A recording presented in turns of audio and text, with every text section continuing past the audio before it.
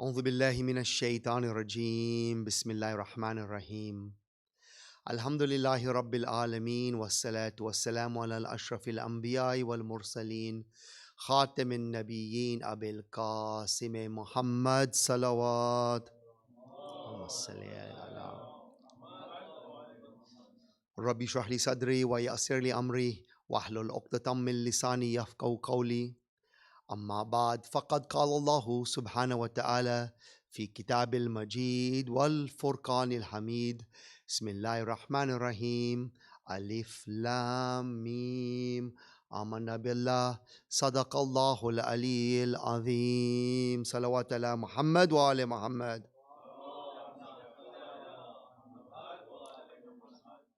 I begin in the name of Allah, the most beneficent, the most merciful. All praises to Allah, Lord of the worlds, the sustainer of the universe. He who existed before bringing everything else into existence, and he whom shall remain after everything else has perished. May his choicest blessings, mercy, and salutations be upon the last of his messengers, the best of his creation, the mercy unto the worlds, Muhammad Mustafa sallallahu alayhi wa alayhi wa sallam. Muhammad wa ali Muhammad. And may he extend his blessings, mercy, and salutations upon the pure and immaculate family of our beloved Prophet, his Ahlul Bayt, about which the Holy Prophet has said, "My Ahlul Bayt are like the Ark of Noah. Whomsoever sets sail with them is indeed saved, and whomsoever remains behind shall perish." And on these heavy and solemn nights, in this period known as Fatimiyah, between the 13th of Jamad al-Awwal and the 3rd of Jamad al-Thani, we ask Allah subhanahu wa ta'ala to explicitly and specifically send His blessings, mercy, and salutations on Sayyidatun Nisa'il Alameen min al-awwaleen wal-akhirin, Fatimatu Zahra salamullahi alayha.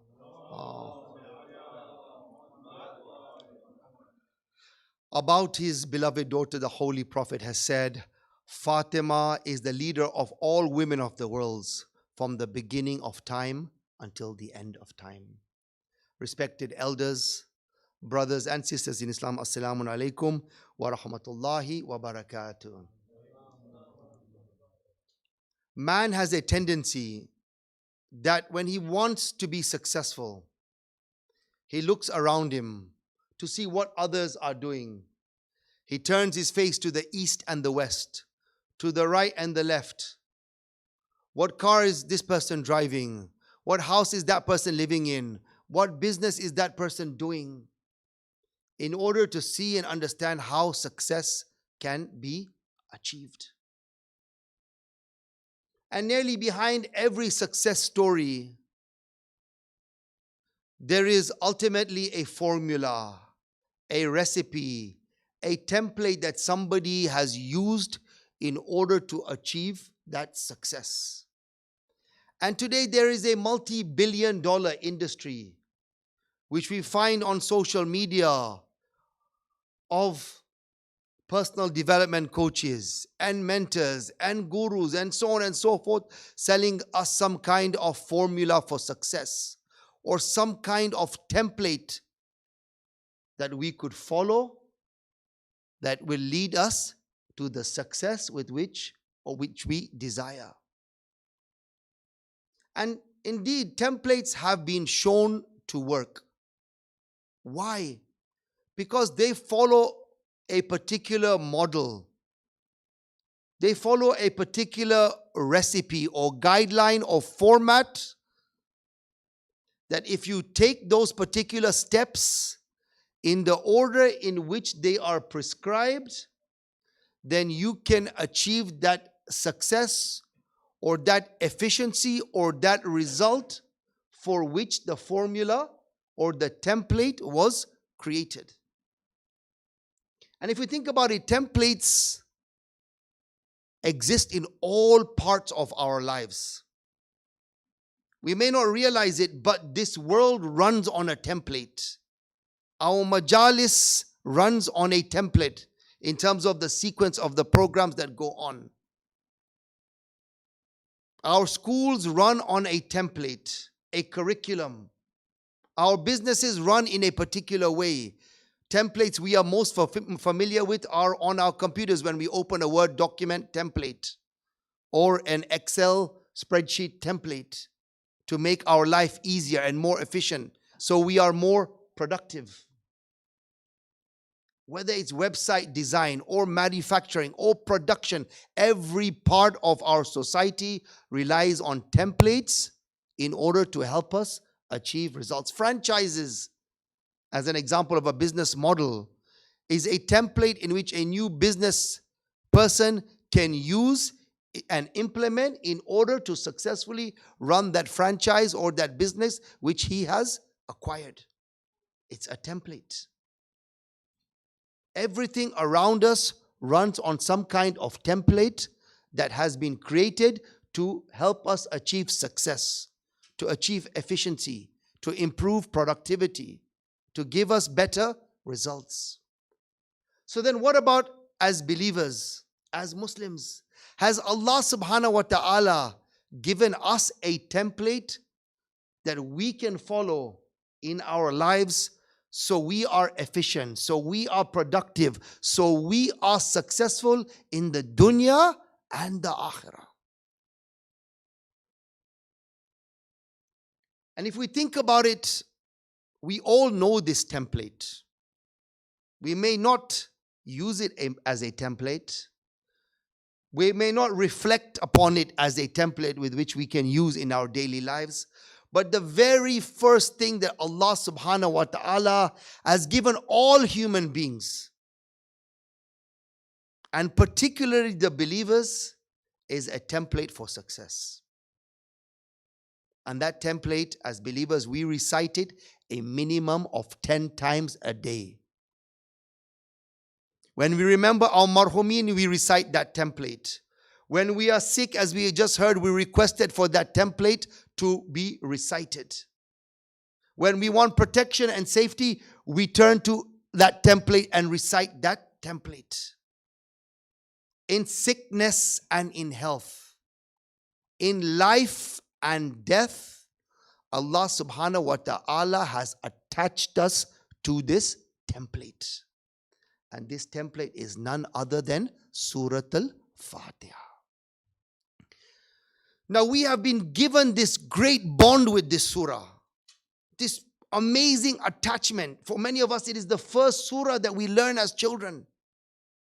And this surah is something that we recite even to remember people who have already passed away. We keep coming back to it every single day.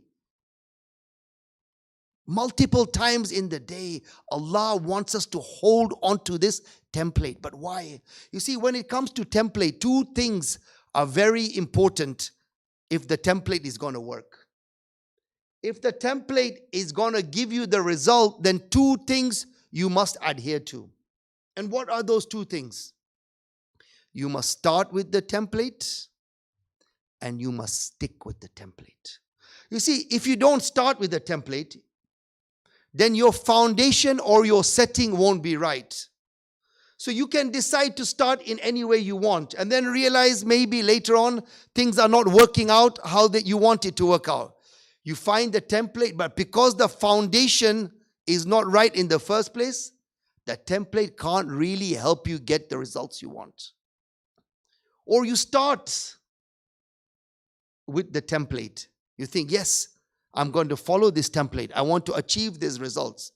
And, we all have tried these weight loss templates or formulas or ideas where we start with it, but we generally can't finish it, or very hard to stick with it. And of course, we don't always get the result that the template promised us. So if we think about it, then Allah subhanahu wa ta'ala, out of His wisdom and His love and His mercy, made us develop this attachment with Surah Al-Fatiha such that we start our day with Surah Al-Fatiha in Fajr namaz. we end our day with Surah Al-Fatiha, maybe in Isha Namaz or before we go to bed. Throughout the day, He keeps bringing us back to Surah Al-Fatiha so that we never stray away from that template. That we start and we end and we stick with the template that Allah subhanahu wa ta'ala has given us to achieve success in the dunya and the akhirah. This is the greatest gift that Allah subhanahu wa ta'ala has given us. But of course, we have accustomed to reciting Surah Al-Fatiha habitually, ritually, seeking the spiritual rewards that Allah gives us for reciting that surah. But we sometimes forget that within that surah, there are instructions, there is a template, guidelines which we should try and base our lives upon so that we achieve the result in this world and in the hereafter. Salawat ala Muhammad wa ali Muhammad.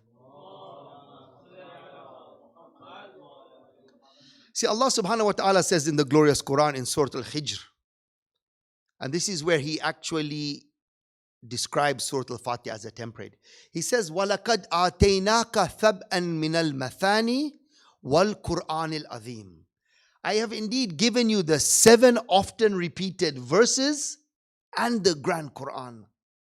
Now, according to many scholars, these 7 often repeated verses are the 7 verses of Surah Al-Fatiha. But in Surah Al-Hijr, in this particular verse, Allah subhanahu wa ta'ala is distinguishing Surah Al-Fatiha from the glorious Quran. He says, I have given you the 7 often repeated verses and the Grand Quran. Why has He separated the two from each other? And when doing my research and conducting, I come to the conclusion that Surah Al-Fatiha is that template that Allah subhanahu wa ta'ala has given us to follow in our lives, and the Grand Quran is the instruction and the detail on how to implement that template in our lives. Allah subhanahu wa ta'ala has clearly separated the two. He's saying, وَلَقَدْ آتَيْنَاكَ ثَبْءًا مِنَ الْمَثَانِي وَالْقُرْآنِ الْعَظِيمِ. I have given you the 7 often repeated verses. Surah Al-Fatiha. And I have given you the Grand Quran. Now when we open the Quran, we think of it as all one. But Allah is distinguishing the two to make a point that the template, the guidelines, the framework for success I have given you in Surah Al-Fatiha. And the instructions of how to understand Fatiha, how to implement Fatiha, how to use this template, you will find in the glorious Quran. So then, how is Fatiha attached to the Quran? We've all opened the glorious Quran. How many times have we picked up the Quran, we haven't read it for some time, we're feeling guilty. We said, let us read the Quran today. We open it from the beginning. We start with Surah Al-Fatiha, and then we get to the next chapter, Surah Al-Baqarah. We start reading. And maybe we finished the Quran several times in our lives. But are we able to make the connection between the template and the rest of the Quran? How are they connected? What is the link between Surah Al-Fatiha and the glorious Quran? Is there a thread, a piece of string that we can use? Because we know the glorious Quran, mashallah, is a book of mystery. That it doesn't follow a normal book in which one chapter follows the next. One theme follows the next. You can understand the book as you read it through. In the glorious Quran, we find that chapters are not sequential. That Allah jumps throughout history, throughout time, takes us forward, takes us backwards, gives us laws, gives us stories, gives us history. So how then do we understand the glorious Quran in relation to the template that Allah subhanahu wa ta'ala has given us? And tonight I want to present something to you that has come to me in a very particular way. Something that I have been reflecting upon for a while. I have been fascinated with Surah Al-Fatiha for several years now because of this attachment, as I said, that Allah has given us to us. That why of all the surahs did Allah make us and attach us and give us this bond with Surah Al-Fatiha? And I want to present to you tonight something which I want you all to reflect upon. Most likely, you haven't heard this before, but it will give you an insight and understanding of how to unlock the glorious Quran when you are reading it, and to help you improve your understanding of the book of Allah subhanahu wa ta'ala. You see, Surah Al-Fatiha, if it's a template which we talked about, it ends with one particular verse, the 7th verse. Allah subhanahu wa ta'ala says, Sirat al-ladhina an'amta alayhim ghayril maqdhubi alayhim wala dhalin. Allah subhanahu wa ta'ala in the 7th verse tells all of mankind that there is 3 outcomes for you if you follow my template. If you follow the template, and I won't go through tonight because of the shortage of time, the first 6 verses of Surah Al-Fatiha. Inshallah, we shall understand this subject just from the 7th verse. Allah subhanahu wa ta'ala is saying, if you follow the template that I have given you, there are 3 outcomes for mankind. Sirat al-ladhina an'amta alayhim. That you will walk on the path of those whom I have blessed. If you follow the template, and the key element of this template is Ihdina Sirat al-Mustaqim, guide us onto the straight path. We recite in Surah Al-Fatiha. If you follow this template, you go on Sirat al-Mustaqim, then the first outcome for mankind is you on Sirat al-Ladhina an'amta alayhim. You're on the path of those who I have blessed. Outcome number 1. The second outcome in the same verse he talks about is the outcome of those who are unsuccessful. He describes them as ghayril maqdhubi, the path of those who have angered Allah. Who are they? Outcome number 2. Those who have angered Allah, the ones who know about Sirat al-Mustaqim, the straight path. The ones who know about the template of Allah but have rejected it and chose not to follow it. Allah has described them as ghayril maqdhubi, those who have angered Allah subhanahu wa ta'ala. And then Allah gives us a third outcome. He says, Sirat al-ladhina an'amta alayhim, those who are successful, khairil maghdubi, those who have angered Allah because they rejected the template, and wala dhalin, those who have gone astray, those who understand the template, those who have accepted the template but can't stick with it. They get lost, they go astray, they're on faith, off faith, follow the template sometimes, don't follow the template. Allah subhanahu wa ta'ala at the end of Surah Al-Fatiha tells all of mankind. Because remember, when Surah Al-Fatiha was revealed, maybe there were 5 or 6 Muslims at the time. The listeners of Surah Al-Fatiha were the Christians and the Jews and the Mushrikeen. Allah subhanahu wa ta'ala presented this surah as an introduction to Islam, as a template towards success for all people at that time. And he says to them, if you follow this template, there are only 3 outcomes for mankind. Either you are successful on Amta Alayhim, or you are Khairul Maghdubi, you've angered Allah, or you are Wala Dhalin, those who have gone astray or been lost. Surah Al-Fatiha ends, this is the end of the template of Allah subhanahu wa ta'ala. Outcomes for mankind depending on how you follow the template. And then you turn to chapter number 2. Surah Al-Baqarah. You open the glorious Quran and boom, you're blown away. Allah subhanahu wa ta'ala starts with Alif, Lam, Mim. Immediately your mind goes racing. What does Allah subhanahu wa ta'ala mean by these 3 letters? Alif, Lam, and Mim. And we've heard different explanations throughout our lives about what they could possibly mean. And we know, of course, and we're told that this knowledge is ultimately with Allah subhanahu wa ta'ala and our Prophet and the Imams. But I want to share with you one understanding that has come to me about what Alif, Lam, Mim could mean and how it connects Surah Al-Fatiha to the rest of the Quran, how it unlocks our understanding of the entire Quran by just remembering these 3 letters. You see, Allah ends Surah Al-Fatiha, as we said, by describing how many groups of people? 3 groups of people. One group is the one who walked on one path, who is successful, and 2 groups who are unsuccessful or have lost out in this world and the hereafter. Surah Al-Fatiha ends with Allah's description of 3 groups of people. Surah Al-Baqarah begins with how many letters? 3 letters. Alif, Lam, Mim. Now I want you for one moment to think about these 3 letters, and they're on the board right behind, in front of me, behind you there, from their shapes, from their calligraphy. You see, languages even till today, the Chinese language, the alphabet in the form of pictures, in the form of shapes. Hieroglyphics and languages before in history, you see them carved on the walls in mountains. Languages were in the form of diagrams or pictures. I just want you for one moment to look at the letter Alif, Lam, and Mim. The first group of people that Allah talks about in Surah Al-Fatiha, An'amta alayhim, those who are successful, who did what? Who are on Sirat al-Mustaqim. What is Sirat al-Mustaqim in English? The straight path. The successful ones. What is the letter Alif?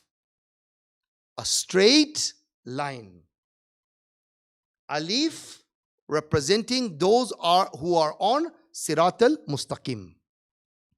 Let's go forward. The letter Lam.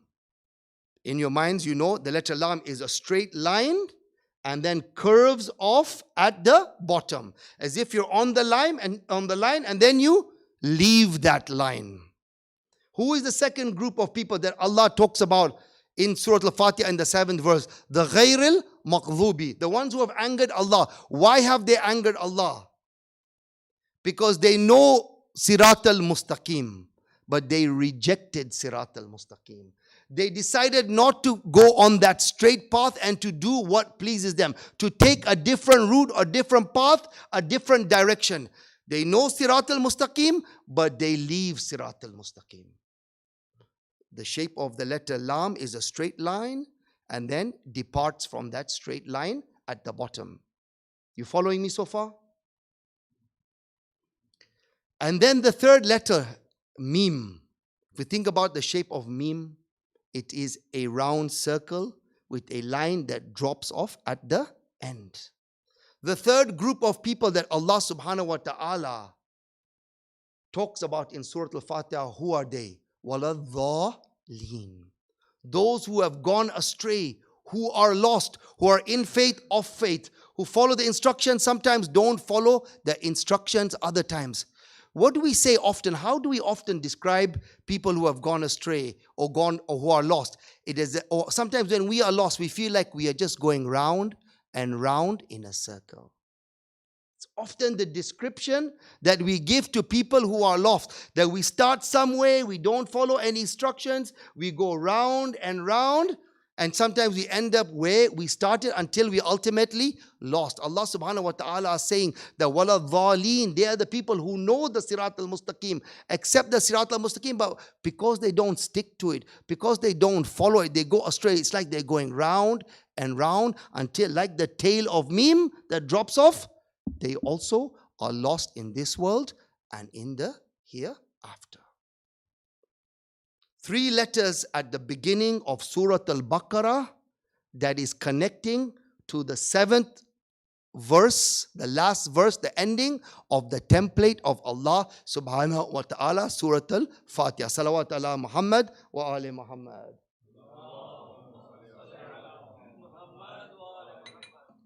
But see, I'm not going to just stop there to make this point.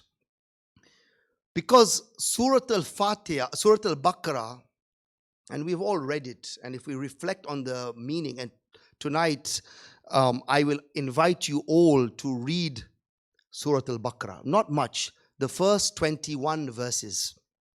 And for those of you who like mathematical miracles in the Quran, and you know, there's a lot of research has been done about all the mathematical miracles in the Quran, how the Quran is a function of the number 19, how different words are mentioned in the right proportions in the glorious Quran. And so many different mathematical proofs have given about the authenticity of the Quran. But there is one about Surah Al-Fatiha that I want to share with you, which deals with our subject tonight, and we will see how. And you can also just read the first 21 verses tonight or whenever you get chance and see how Fatiha connects to Alif Lam Mim and connects to these three groups of people. Surah Al-Fatiha is how many verses? 7 verses. How many groups of people are mentioned? 3. What is 7 times 3? 21. Just read the first 21 verses of Surah Al-Baqarah. But I shall tell you that in these 21 verses, all that Allah subhanahu wa ta'ala does is give us the description of these 3 groups of people. And I shall take you through that tonight.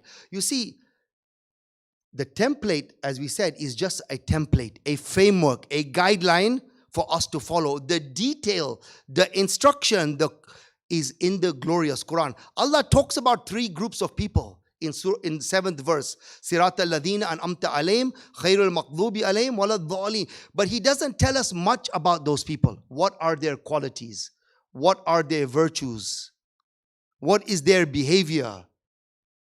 For that, we need to go to the glorious Quran to understand who these 3 groups of people are that Allah subhanahu wa ta'ala describes at the end of Surah Al-Fatiha. And if you see right at the beginning of Surah Al-Baqarah, Allah subhanahu wa ta'ala starts by describing these 3 groups of people. You see, Alif Lam Mim. I put one suggestion forward to what it could mean and how it links to the end of Surah Al-Fatiha. But then what are the next 4 verses? Many of them us may know it by heart. ذَلِكَ الْكِتَابُ لَا رَيْبَ فِيهِ هُدًى لِلْمُتَّقِينَ. This is a book in which there is no doubt. A guide, an instruction for who? The muttaqin. Allah subhanahu wa ta'ala knows the mind of mankind. He's our creator. Who will read a book first without thinking about, is this book any good? Will it benefit me? What will I gain from reading any book that we read? These are the natural questions that come in our mind. Allah subhanahu wa ta'ala right at the beginning of Surah Al-Baqarah answer these questions for us. This is a guidebook or an instruction for who? The muttaqin. The ones who fear Allah, who have hope of Allah, who are God conscious. Taqwa, muttaqin refers to those who have taqwa, the possessors of taqwa. Taqwa can also described in the Arabic language as those who are seeking to protect themselves. They are the muttaqin. Right at the beginning, Allah subhanahu wa ta'ala is giving this group of people in which He says, Sirat al-ladhina an'amta alayhim. The ones who, on the path of those who have pleased me, Allah subhanahu wa ta'ala is giving them a name now. They are the muttaqin. And then He continues. You see, at the next verse He says, Alladhina yu'minuna bil ghayb wa yuqimuna salata wa mimma razaqnahu yunfiqun. Because now Allah subhanahu wa ta'ala is saying this book is only useful for the muttaqin. It's a guidebook for the muttaqin. Who will it benefit? The muttaqin. So the natural question that will come into our mind is, who are these muttaqin? Who are they? And Allah subhanahu wa ta'ala begins to describe it. Those who believe in the unseen, number 1. Who establish the prayer, number 2. And who spend out of what we have given them. Alladhina yu'minuna bil ghayb, who believe in the unseen. The unseen is Allah subhanahu wa ta'ala. The day of judgment, heaven and hell, the angels. For us the Prophet is unseen. Allah subhanahu wa ta'ala right at the beginning of the glorious Quran defines what is iman. What is faith? Faith is belief, nothing else than belief in the unseen. The first character or quality or virtue of the muttaqin, the one who will be successful, the one who will benefit from this guidebook, the one that Allah has described as an amta alayhim, his first quality, he has belief or iman in Allah subhanahu wa ta'ala. And what is the demonstration of belief? Anybody? If you have iman, what is the best demonstration that we can, to Allah that we have belief? Is none other than salah or worship of Allah subhanahu wa ta'ala. And that is what Allah subhanahu wa ta'ala in this very next point in the same verse says, Alladhina yu'minuna bil ghayb wa yuqimuna salah. And they establish the prayer. It doesn't say that they pray. They establish the prayer. You see, when we think about a pillar in a building, the pillar's importance is it holds up the roof. It's connecting the foundation of the house with the roof of the house. It is an instrumental part of that construction that you can't, if a pillar is there, it's for a very important reason. If we have a pillar in our house, generally we don't like it, we can't remove it without doing much structural work. What we can do is move the furniture in our house around that pillar. Allah subhanahu wa ta'ala, when He says, establish the prayer, He says, make that prayer like a pillar in your lives. Everything else in your day, move it around. Do whatever you want with it at any time you want. But just as that pillar holds up a building, salah holds up the life of a believer. It's the pillar of success.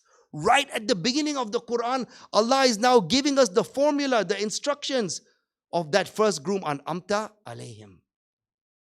And then after that, وَمِمَّا رَزَقْنَاهُ يُنْفِقُ. Only in the second verse. And who spend out of what we have given them. That when we spend out of our wealth, our time, our health, our family, our knowledge, whatever blessing that Allah subhanahu wa ta'ala has given us, we spend it for the pleasure of Allah subhanahu wa ta'ala, then this is a demonstration of faith. This is a quality and a virtue of the muttaqeen. These are the characteristics of those who are going to be successful that Allah describes in Surah Al-Fatiha, An'amta alayhim. That they believe in the unseen, number one. They establish the prayer, number two. And they spend out of what we have given them, number three. And then if we carry on and we go forward, we'll find that Allah subhanahu wa ta'ala in the next verse, He continues, وَالَّذِينَ يُؤْمِنُونَ بِمَا أُنزِلَ إِلَيْكَ وَمَا أُنزِلَ مِنْ قَبْلِكَ وَبِالْآخِرَةِ هُمْ يُؤْقِنُونَ. And He says, and who believe in that which was revealed to you, the Prophet, and that which was revealed before you, and who have certainty on the day of judgment. See, the listeners at that time were Christians, were Jews. There were very few Muslims. The majority was Christianity, Judaism, people of other faiths. Allah subhanahu wa ta'ala says, the one with taqwa, the one who is successful, believes in the authentic books that came before, believes in the messenger and the Quran, and has certainty on the day of judgment. He continues to prescribe the formula and the characteristics and the qualities of those who are successful. Just in the first 5 verses, Allah subhanahu wa ta'ala describes in Surah Al-Baqarah this group which He says is An'amta alayhim in Surah Al-Fatiha, those who will be successful. Because the last verse of, or 5th verse of Surah Al-Baqarah is Ulaika ala hudam min rabbihim wa ulaika humul muflihun. These are the ones who are on the right path, and these are the ones who shall be successful. Allah subhanahu wa ta'ala, right at the beginning of Surah Al-Baqarah, He's given us the template. He's told us about the outcomes of the template, which I say Alif, Lam, Mim. Alif are those who follow Sirat al-Mustaqim, on the straight path, An'amta alayhim, the ones that Allah has favored. He describes them first in Surah Al-Baqarah, right at the beginning. And then in the next 2 verses, Allah subhanahu wa ta'ala, because of shortage of time, inshallah, if I get another opportunity, I will finish all these 21 verses. But in the next 2 verses, Allah subhanahu wa ta'ala talks about the ghayril maghdubi. Who are they? The ones who've rejected the template. You see, the ones who accept the template on Sirat al-Mustaqim, they are the mu'mineen, the believers. The ones who know about Allah's template and follow the template. Allah calls it in the Quran, many names He gives them. The mu'mineen, the muttaqeen, He begins the Quran. Sadiqin. So many different names that Allah gives to talk about this group that have accepted His template and are successful. But for those who disbelieve, who've rejected His template, it's very straightforward. They know the template, they don't accept it. Allah subhanahu wa ta'ala just gives 2 verses to talk about these people who have rejected His particular message and His invitation. And when you have chance, read verses 6 and 7 of Surah Al-Baqarah. And it'll open your mind to how Allah describes this group. But then Allah subhanahu wa ta'ala, this is 7 verses. How many verses did I say? There are 21. How many are left? 21st verse is the summary. The next 13 verses, Allah takes 13 verses to talk about the most difficult group, the most troubled group. And those are waladhaleen, those who have gone astray. Because those are the Muslims who accept the template but sometimes act hypocritical. Sometimes do actions that don't adhere to the template that Allah subhanahu wa ta'ala has prescribed. And you'll find in the verses of 8 to 20, Allah gives you different examples of how hypocrisy was manifested back at the time of the Prophet and how it can be manifested by Muslims who are living today or at any other time in history. And finally, in verse 21, Allah subhanahu wa ta'ala summarizes this message about His template and those who shall be successful. Right at the beginning of the glorious Quran, gives the reader the best introduction to His book, the best introduction to His message, gives us the formula and the recipe for success, the template that is Surah Al-Fatiha connected with Surah Al-Baqarah. But you see, if we go back to Alif Lam Mim, and I will just leave this for you to ponder about because there could be many different meanings to Alif Lam Mim. I've tried to show you how it can connect to the subject in which we are talking about tonight. But if we think about these 3 groups of people, and I said, is there a string that or a rope that connects Surah Al-Fatiha all the way through the Quran to Surah Al-Nas, the last surah of the glorious Quran?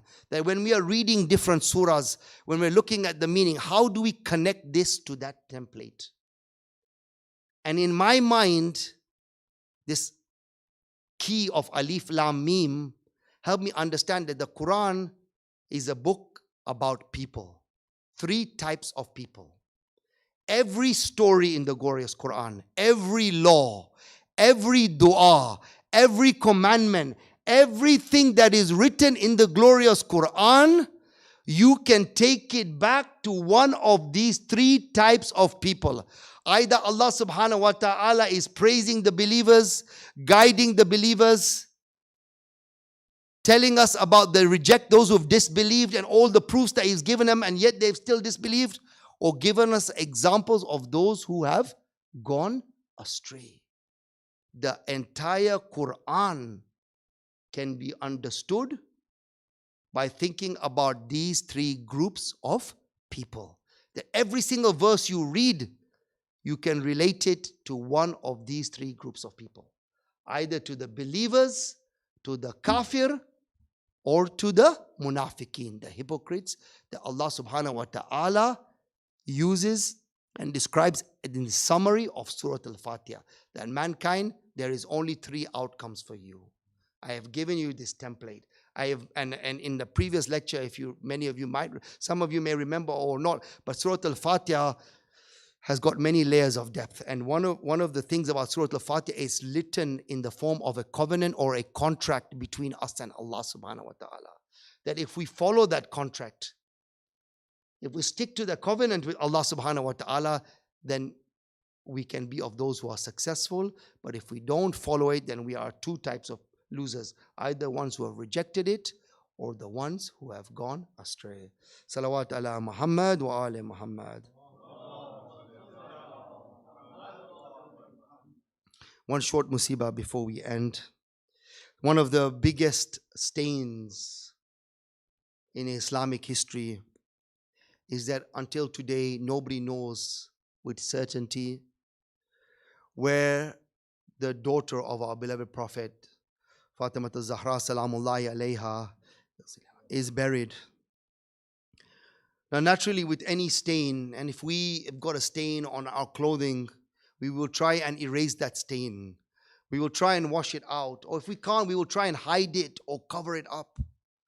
But the injustices and the atrocities that were committed against the daughter of our beloved Prophet are too big to cover up and hide, too painful to conceal. Maybe Allah subhanahu wa ta'ala wanted the Muslims to ask themselves, why don't we know where the heir of the Prophet is? Where is she buried? What happened to her? Maybe these are questions that He wanted every single Muslim to ask themselves, that what took place, that today we don't know where she is.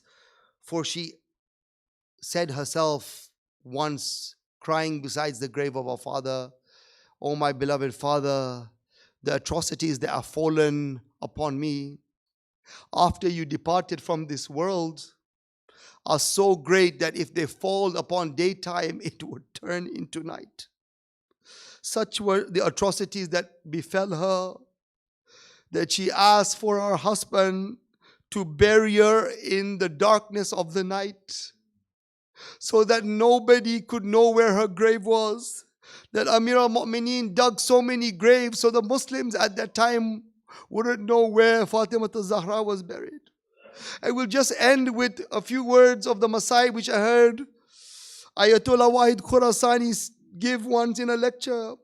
He said, imagine the strength and the courage of Amir al-Mu'mineen, that when he got the news of the passing of his beloved wife, he was in the mosque.